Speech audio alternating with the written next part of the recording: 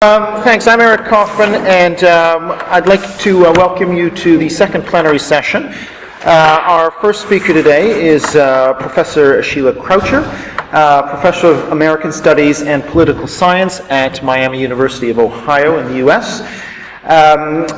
Among her recent books is The Other Side of the Fence, American Migrants in Mexico, published in 2009, Globalization and Belonging, The Politics of Identity in a Changing World, 2003, and a bit further back, Imagining Miami Ethnic Politics in a Postmodern World, 1997. Her current work focuses on the implications of globalization for the form and content of American nationhood.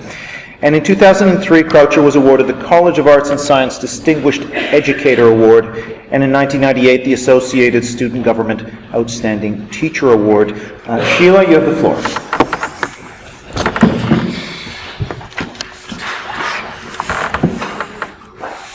Okay, a very special thank you to Ellie and Joseph for organizing this incredibly well-organized conference. This is a new direction, new project for me in some ways, so it's a great opportunity and a great honor to be able to exchange these ideas with such a distinguished crowd of thinkers on the topic of ethnicity and nationalism and belonging. So for the last month, I've been trying to follow best I can the events in the Crimea. And I'm reminded of a time over 20 years ago when I was just finishing graduate school, starting my first job in a political science department. And it seemed at that time that the discipline of political science had suddenly just discovered the topic of ethnicity and nationalism. And I say that with the exception of some of the minds in this room who are well ahead of that curve. But overall, it was a bit of a discovery. It was an important time for political science to make that discovery, because in 1993, the Soviet Union had just collapsed, and there and in many other places, it was becoming very apparent that this was a topic that was pervasive and potent and had indeed been overlooked by some of the important thinkers in political science. So I was asked to develop a new course on ethno-nationalism and had just a couple of weeks to do it. And I remember scouring journals for readings and so forth, and I found an article in Political Science Quarterly in 1993 by Seymour Martin Lipset, where he was saying, hey, political scientists, we should pay attention to ethnicity and nationalism. This is a global phenomenon. And then the article began to go through different hotspots in the world that would justify this as an important topic. So in Africa, he pointed to the Sudan. In Western Europe, he talked about in Spain, the Basques and Catalans. He talked about the growing tension between immigrants in Western Europe, particularly immigrants from Muslim countries. In the US, he pointed to the growing xenophobia toward Latino immigrants. And in the former Soviet space, he talked about tension between Russia and the Ukraine over Crimea. So when I look at that article written in 1993 and I look at the world today, I'm stunned by the similarities in what's being described. But it's also important to ask, and I think people are doing that here, to ask in what ways has the scholarship on this topic kept up or perhaps been stuck in some way similar to what's going on in the world. So I'm not going to talk about any of those areas of the world or ethno-national conflicts. I'm going to talk about Barack Obama. But I want to be very clear first why I'm talking about Barack Obama.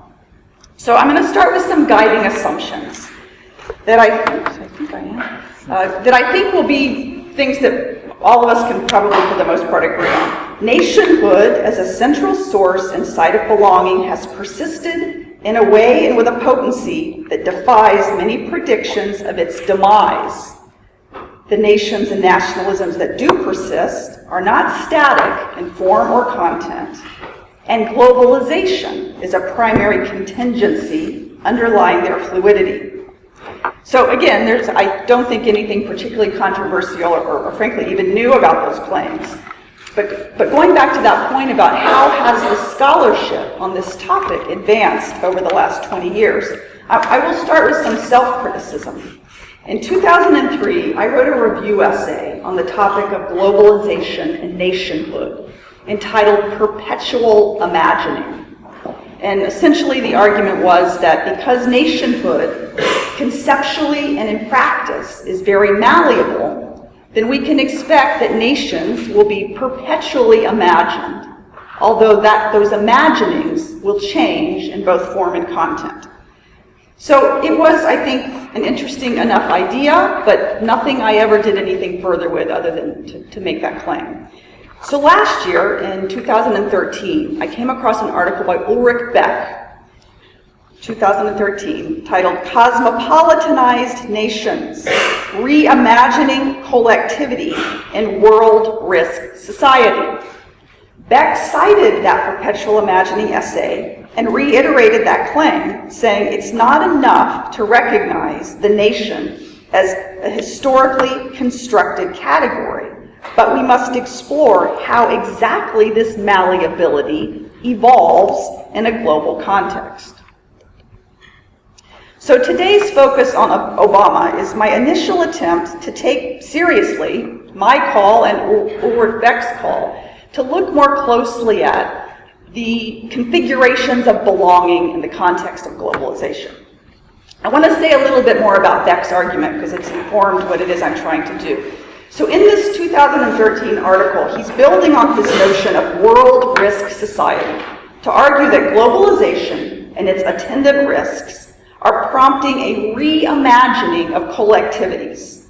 Nations, Beck hypothesizes, are being cosmopolitanized. Now, he's careful to clarify that he's not talking about the Martha Nussbaum normative version of cosmopolitanism. He's talking about that normative version that is about foregrounding our common humanity, but that he's talking about a banal, involuntary transformation of identifications that simply unfolds. Cosmopolitanization, his conceptualization, does not supplant nations, but reconfigures them through a thickening of solidarities with distant others and a thickening of solidarities that are not territorially caged within the nation state. So this builds on Beck's earlier proposition that if risk creates society, world risks create world society. In that article, he sketches a framework for how we can begin to examine this cosmopolitanization, in part by spelling out the global conditions that propel it: world market imperative, migration, world religious interpenetration.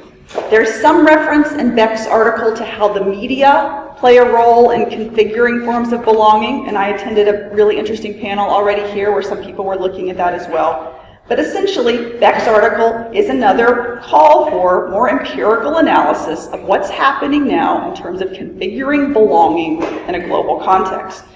So, my hope is that with this focus on the rhetoric of the nation shaper-in-chief in the United States, that I can contribute in some ways to what configuring belonging is looking like in a global context. Now, in addition to contributing, hopefully, to the descriptive discussion, what is happening, I also want to engage the prescriptive discussion, or the more normative debate about what should be happening. This is obviously an expansive debate and a long-standing one that typically juxtaposes cosmopolitanism, and now I do mean the Martha Nussbaum variant, cosmopolitan attachments with national, local, ethnic, patriotic, love of country, love of kin attachments. What's interesting to me about this normative prescriptive debate is that Martha Nussbaum has recently seemed to change her mind in terms of her prescriptions for belonging. And having been the thinker perhaps most closely associated with advocating cosmopolitanism, Martha Nussbaum has recently been defending patriotism, provided it's a globally sensitive or purified form of patriotism. So this is Martha Nussbaum in 1996, and probably the Martha Nussbaum position that most people are familiar with. She's critical of patriotism as morally dangerous and subversive, and she's advocating the old ideal of cosmopolitanism, or having allegiance to the worldwide community of human beings. This is Martha Nussbaum in a 2008 essay, where she's arguing that because nations are asking people to sacrifice, they need to appeal to something that's going to motivate people to make those kind of sacrifices. And so they're going to need to appeal to symbols, rhetoric, emotional memory, and history. Now, Nussbaum doesn't, in this 2008 article, explain the change of position. And this changing position, I think, gets more fully developed in a very recent book on political emotions, which I'm going to admit to only having begun to read. So if anybody else has read it and I'm misunderstanding this, I will be happy to be corrected. But what she does go on to say in the same 2008 article, when she's trying to explain why patriotism, purified, globally sensitive patriotism may be important, she says, people are sometimes moved by love of just institutions, but really the human mind is quirky and particularistic, more able to conceive of strong attachment if you have memory, symbols, narrative, and poetry.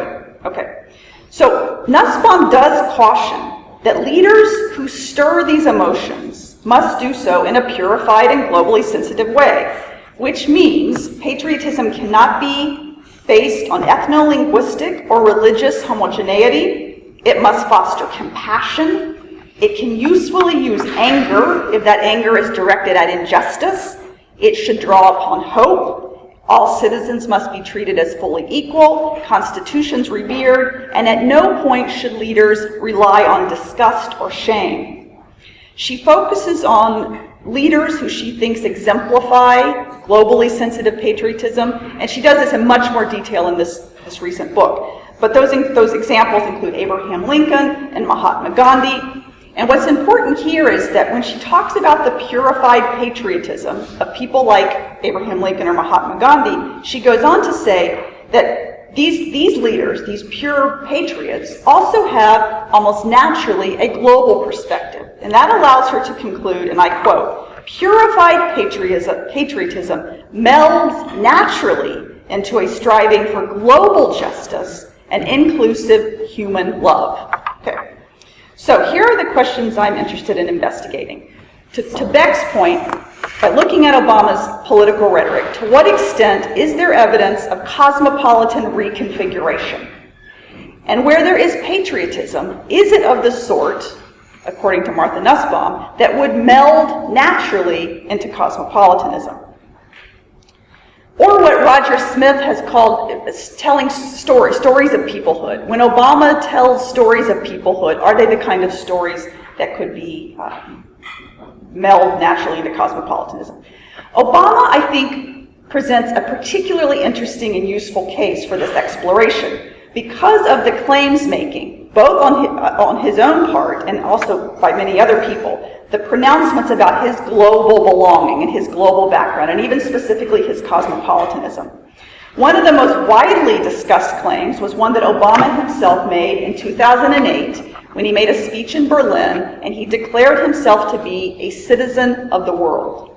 Now, as you might imagine, that caused all kinds of problems among some groups in the United States, but nevertheless, that was his statement. I come to you tonight to speak to you as a citizen of the world. He also had alluded to his cosmopolitan sensibilities in his autobiographies. In the 2004 Dreams of My Father, Obama says, "How do I function as somebody who is American and takes pride and understands the enormous blessings that come with being an American, but is also able to recognize that I am part of something larger than a nation state?" At another point on the campaign trail, Obama said that in addition to giving the annual State of the Union address, which I'm going to talk about in a minute, he would also deliver to the American people an annual State of the World address in order to expand the way Americans understood themselves and their situatedness in the world. So there were also a number of observers. Actually, I'm going to give you just a small sample and quickly of people who were also making that kind of claim about what they expected from Obama or what he would promise. Again, I'm going to go through these quickly. We can look at them again if anyone wants to. There were many. These are just a few of them. So here we see Obama, Americans have a rare opportunity. This is a person whose vision and leadership is not just sought by Americans, but by the world. So this could be America's first world president. It's going to make global sense to elect somebody like Obama. This from a Kenyan professor and essayist. Obama, he represents a mosaic of cultures and experiences. He's the first political leader who fits snugly in the skin of globalization. He's one of those rare historical figures that is embodying a period and offering promise and inspiring hope. Barack Obama is really the first global leader, and here specifically he's described as cosmopolitan. So after Obama he was already elected president and delivered his first inaugural address, he's being described as cosmopolitan, and which is something that is distinct from the internationalism of preceding U.S. presidents, and we can talk about that distinction later. Then a historian in the United States, Barack Obama is our first global president, so he comes of age after the Cold War. He has a multicultural heritage, and he's going to bring this diversity and this positioning to the world. And then last but not least, when Obama was awarded the Nobel Peace Prize very early in his presidency, the committee explained that he was deserving of the prize because he was speaking to values and going to lead on the basis of values and attitudes that aren't just American, but the world's values and attitudes. And that it was time for all of us to follow in his example, that we must have global responses to global challenges. We all share responsibility in that regard. Okay, so I think it's fair to say there was reason to believe that Barack Obama would bring something different in terms of configuring belonging and telling stories of peoplehood. So my plan was to look and see to what extent, once in office, how did Obama negotiate the tug and pull of the national and the global as he contributed to shaping belonging. So I looked at his 2 inaugural addresses and 5 State of the Union addresses, 2010 through 2014. He's given 2 inaugural addresses, one in 2009, one in 2013. There was a noticeable shift in the inaugural address from the first to the second. It was that first inaugural address, remember, where he was described as being cosmopolitan, and it was by the second inaugural in 2013 where he was explicitly invoking American exceptionalism, having done so also in terms of making the case for military action in Syria. So I'm going to give you an example from 2009 and an example from 2013. There's a point the inaugurals are actually relatively short compared to the State of the Unions, but there's a point in both of those speeches where he turns his attention from more purely domestic issues to reach out to the world. And here is the example from 2009. So you can read. So basically, we seek a new way forward, mutual respect, mutual interests we share with the Muslim world. To poor nations, we're going to work alongside you. Farms are going to flourish. Clean water is going to flow. We enjoy relative plenty, so we can't be indifferent. We can't consume the world's resources. The world's changed. We've got to change with it. So this is an example of how he was positioning the United States' situatedness in a relationship with the rest of the world, which I think it was examples like these that led people to say, here we have a leader who is going to really embrace a kind of cosmopolitanism. This is that same point in the inaugural speech in 2013 when Obama turns his attention to the world. We will defend our people. This, by the way, now is the United States. We will defend our people and uphold our values through strength of arms and rule of law. We will show courage, and also we're going to engage, because engagement is a way to lift suspicion and fear. America will remain the anchor of strong alliances in every corner of the globe. We'll renew institutions, No one has a greater stake in a peaceful world than its most powerful nation. So I think that both of these are I think, good examples of what happened in that time period. All right, so because those inaugural addresses are relatively short, I also did just a kind of word counting comparison and just looked at words that show up in these addresses that I thought could be indicative of how Obama was approaching the issue of belonging. And I'm not gonna hang a whole bunch on this methodology, so we can say that later, but I still thought it was interesting. He says the word citizen once, and he says it 8 times. He doesn't say anything about America being exceptional, but then he says it once. Humanity gets a short showing in the first time and then disappears. We the people once, and then 5 times. The world had 7 showings and then dropped to 3. All right, again, I'm not gonna offer you any chi-square multiple regression, anything on the basis of those word countings, but I thought it was interesting. So then the other thing I did was look at the State of the Union addresses, and again, there were 5 of them. So what I did was I marked places in each of those speeches where Obama made reference beyond the borders of the United States. So when he mentioned another country, when he mentioned the world, when he mentioned the earth, when he mentioned the globe, anything like that. If he made multiple references but was still just making the same point, so if there was a paragraph about Afghanistan and he said Afghanistan 4 times, I still just counted that as one reference to U.S. troops in Afghanistan. So after I identify these references, then I categorize them by topic area and also by perspective. I'm going to go ahead and show you this, but I'm going to probably be talking about it for a little while. So the perspective issue is much more important than the topic area. Not surprisingly, the most common topic area, so when Obama makes a reference beyond the borders of the United States, it is most often in relation to the global economy. So that topic area wasn't particularly important. Perspective, I think, is more significant. And so this is what I did. So all of these are references beyond the U.S. borders. If the reference had a more nationalist perspective, and by that I mean if the interests at stake were specifically and exclusively those of the American nation, the well-being and advancement of the American nation, I coded it nationalist. These references were generally competitive in tone. The U.S. the relationship with other countries was portrayed as a contest, that the U.S. either was clearly winning, or if we weren't, we should be working hard to again be winning. So those were the ones I coded nationalist. Others I coded globalist, and this was a category, this was about engagement with other countries, but it was sometimes about relationships or in the service of other countries. The viewpoint was more worldwide. The interests that were being portrayed were not exclusively America's interests. They often encompass more universal concerns: security, prosperity, freedom, human dignity. What was interesting about these globalist references is there was a lot of variation within that category. So there were cases where Obama would make reference to the world, and his perspective would be global, but not cosmopolitan. So I further divided this category into 3 subcategories. One was exceptional or exceptionalist. This is a familiar theme in American political rhetoric and nationalism. In this case, the interests were specifically the United States, or the interests were the United States as politically, economically, and morally superior, special, unique, and you already saw some of that in the other things. And also what would happen in these is U.S. values were often assumed or stated to be universal values, synonymous with the world's values. And something was going on in these that Michael Billig has described as the syntax of hegemony. By cosmopolitan, the ones I coded as cosmopolitan, I was using Martha Nussbaum's definition of what that means, where the identification was with a world of human beings, and the moral allegiance was rooted in common humanity.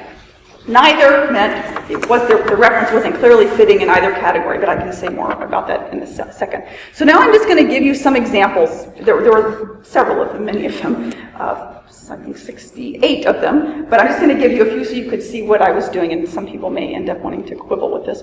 So here, the first 3 are examples that I coded nationalist. So Obama's saying in the 2010 State of the Union, China's not waiting, Germany's not waiting, they're not standing still, they're not playing for second place, I don't accept second place for the United States of America. Definitely not cosmopolitan, or globalist even, so these are just the nationalist categories. In 2011, we know what it takes to compete. This was the win the future State of the Union. Over and over and over, he repeated that. We in the United States have to win the future. We have to out-innovate, out-educate, out-build. We have to make America the best place on earth to do business. That's how we'll win the future. And then again, this one also from 2010, I'm going to create a trade enforcement union. Our workers are the most productive on earth. If the playing field is level, I promise you, America will always win. All right, these were the category I labeled globalist. And this was an example of globalist, but about the exceptionalism of the United States. And it's long, and you get the point, so I'm just going to highlight the highlights. So here you get this explicit, the enduring power of our moral example. America remains the one indispensable nation in the world, in world affairs, and as long as I'm president, I intend to keep it that way. So the perspective is more global, but it's because America, we have a certain moral example to set for the rest of the world. We are the one indispensable nation. You see, America must remain a beacon, and that's a common thing. We are a beacon. America is a beacon to the world. And then when Obama travels to other countries, people wave the American flag and they say, we want our country to be like your country. You're the beacon for people who want freedom and justice. And then he says, my fellow Americans, 2014, so this is the very recent one in late January, my fellow Americans, no other country in the world does what we do. On every issue, the world turns to us, not simply because of the size of our economy or military might, but because of the ideals that we stand for and the burdens that we bear to advance them. All right, now, out of the 68 references that I quoted in the State of the Union, there were only 3 that I felt like could legitimately be classified as cosmopolitan, and I'm going to show you all 3 of them, but pretty quickly. And you may, again, disagree with whether this even qualifies, but here Obama is saying, he's talking about common security and common prosperity of all people. He's talking about the different things, working in the G20, which has changed in a number of zillion times since this statement, helping other countries feed themselves, continuing the fight against AIDS, new initiatives at home, abroad, whatever. So this is about engagement. The United States isn't being held out as a beacon or a moral example or the best. It's just we're all engaged. We have to think about prosperity for everybody. This one in 2010, we take these actions because our destiny is connected to those beyond our shores. So we are all in this together, and it's important to be invested in children going to school and women's rights and corruption and standing on the side of freedom and human dignity.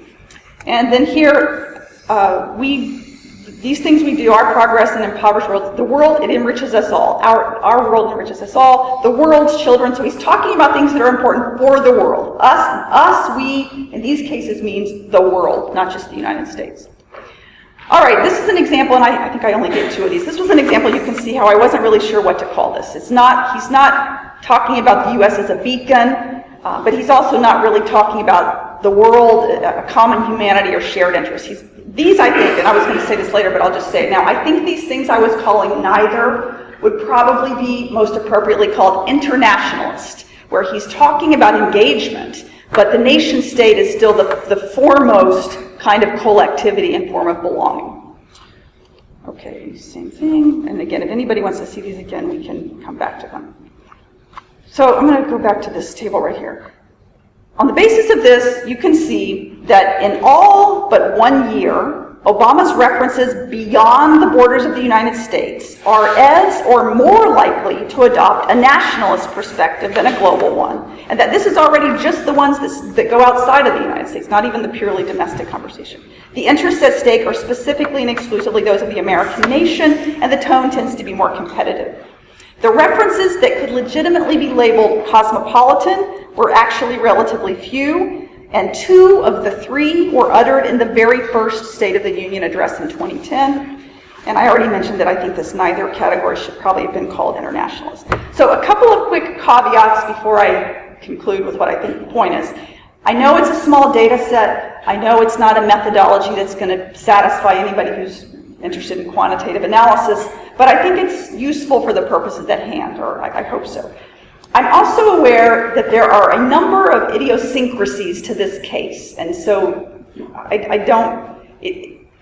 this is about something more than Obama, so let me just say it's very clear that what Obama was able to do, he had very limited room for maneuver, let's put it that way. When you think about who he was as an individual, what he was up against in terms of the rancor of partisan politics in the United States right now and opposition from groups like the Tea Party. We spent forever arguing about whether or not the man was even born in the United States. An embarrassingly high number of Americans still say Obama's Muslim, and if he's not Muslim, he's a socialist.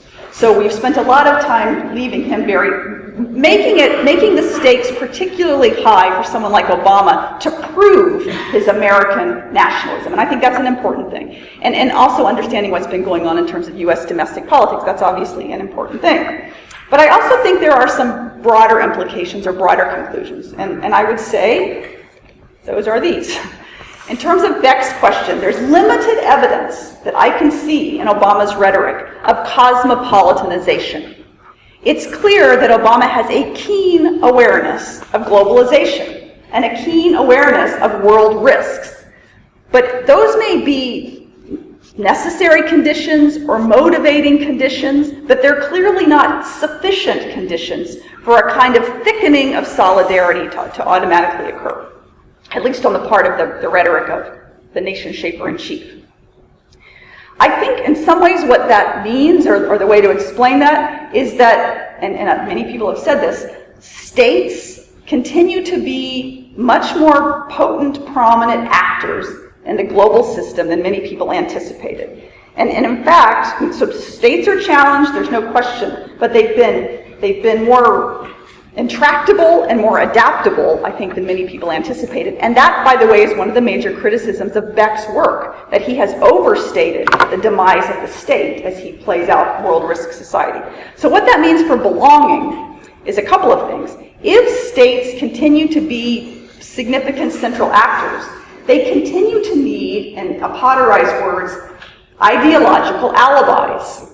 And one of the key ideological alibis for the modern state has always been the nation. So states have a continuing, if not even intensified, interest in imagining communities that serve as their ideological alibis.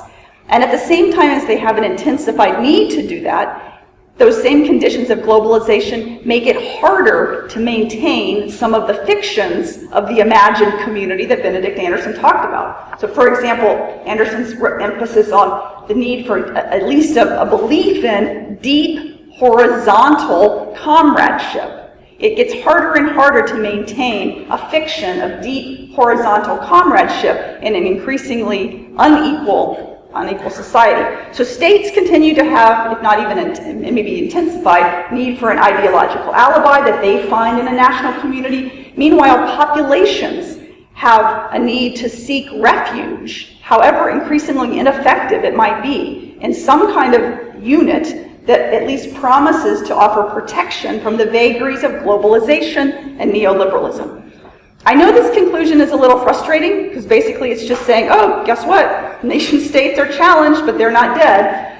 And it's frustrating because it's basically admitting we're sort of stuck somewhere, it seems to me, kind of stuck in some in-between period. And Wendy Brown, political theorist Wendy Brown, has referred to this as a global interregnum.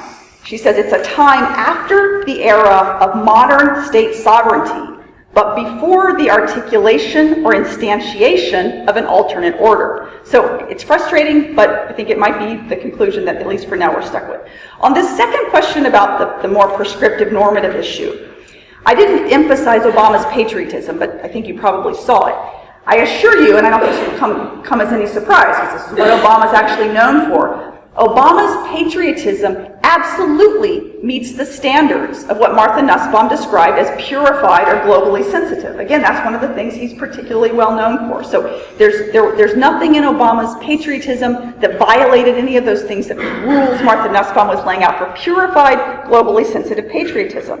But I think, as you saw from these examples, I'm skeptical, much more so than she is, that kind of even purified, globally sensitive patriotism is going to meld naturally into cosmopolitanism. So this is going to be the conclusion that's going to sound really weird, since I've been pretty much nothing but skeptical. I feel like there's reason for skepticism when it comes to actually existing cosmopolitanism. But I'm much more optimistic about the value and the feasibility of cosmopolitanism, in spite of this focus on the lack of it actually existing yet. I'm more optimistic about the value because I continue to believe that patriotism, particularly as it plays out in the United States, is problematic. And so for this, I'll go back to old Martha Nussbaum, pre-patriotic Martha Nussbaum, who said in 1996 about U.S. patriotism, "We say that respect should be accorded to humanity as such, but we really mean that Americans as such are worthy of special respect." And that, I think, is a story that Americans have told for far too long. And I think she's right about that. So in terms of the value of cosmopolitanism, I would continue to advocate it. As to the question of feasibility, what's interesting here is that now when Martha Nussbaum is defending patriotism, and again, I haven't read the whole book, but I know it from the article and I know it from what I've read, she's invoking literature, symbols, songs, and poetry in her defense of the need for patriotism. This is exactly what she invoked in defense of cosmopolitanism and in response to her critics in 1996. Critics who said cosmopolitanism is too thin, too vacuous, too empty to motivate passion and love. And to that critique, Martha Nussbaum said, in her defense of cosmopolitanism, she said, it would be difficult to find a powerful work of art that is not at some level concerned with the claim of the common. It is poetry that depicts a world of human beings beyond the narrow one that we know. It is compelling art that is concerned with recognizing the common and the strange. So, in other words, the argument that humans are quirky and moved by emotions is not, in my opinion, in itself a compelling argument against the feasibility or advisability of working to thicken more global forms of belonging.